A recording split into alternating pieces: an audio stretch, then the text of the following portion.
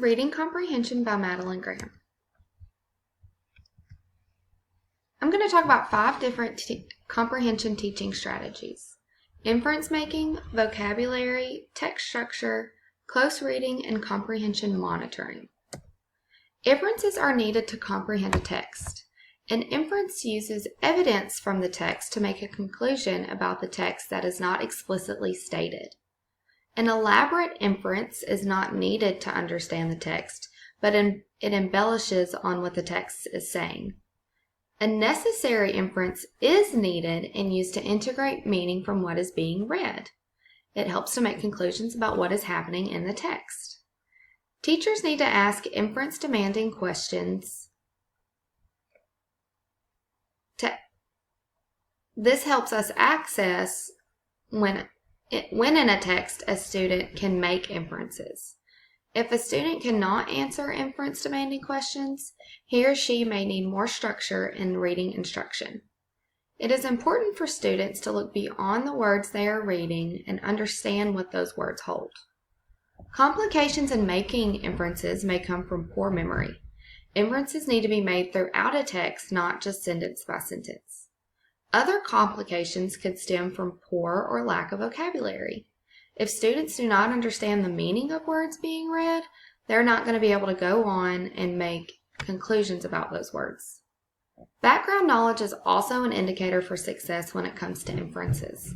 If students know different aspects of the text, they can put higher order thinking skills in place to understand the text better.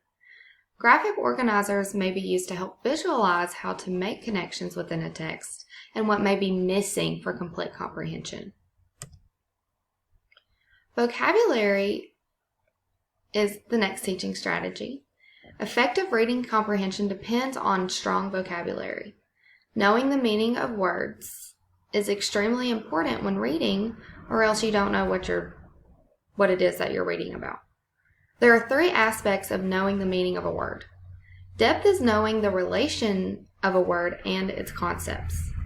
Breadth is how many words a student has in his or her vocabulary, and access is how easily a student can pull that meaning out of the word.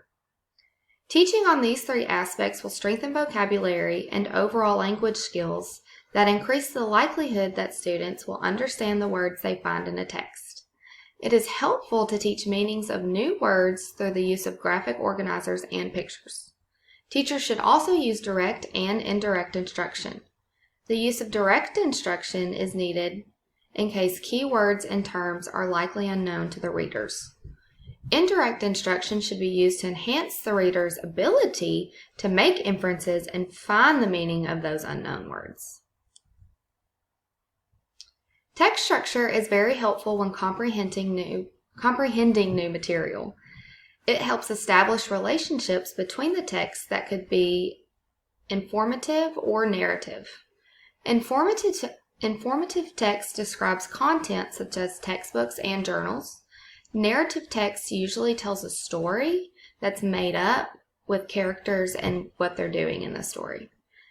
After knowing the type of text that is being taught, it is important to find the structure of it. Does the text show cause and effect, compare and contrast, problem solution, or merely just describing a text? This allows the reader to make connections to follow the chain of events that is happening in the text or understand the underlying relations of concepts and knowledge area. Lastly, the reader should be encouraged to draw pictures, Venn diagrams, and graphic organizers to connect the information that they have read. Close reading focuses on significant details to get a better comprehension of a text. It is best to start the readers with independent reading, letting them read by themselves, getting familiar with the text, and have some questions built up in their head before you talk about it. They should be able to use their personal background knowledge and experiences to connect with what they're reading. It is then important to discuss the main concepts, ideas, and elements of the text structure aloud. Have a discussion, let students talk about what they think and what may be right, what may be wrong. kind of guide them into the direction that they need to go. Finally, the student should look at several texts and analyze for a deeper understanding. Allowing students to work together and integrate ideas from others will deepen their knowledge of the text. If they are struggling readers, the lesson can be scaffolded by using think-alouds, jigsaws, reciprocal teaching, and so many more. Comprehension monitoring is used to have students access how well they are understanding a text. They must figure out if they are making connections, understanding the vocabulary, the text structure, making inferences, and so much more.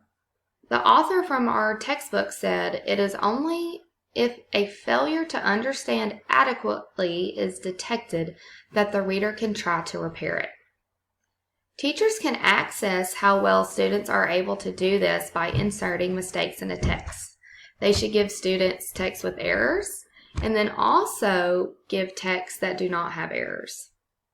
If the teacher uses this assessment to see if or where the student is struggling with inconsistencies, it is easier to find where they are if they have mistakes in the error text and non-error text.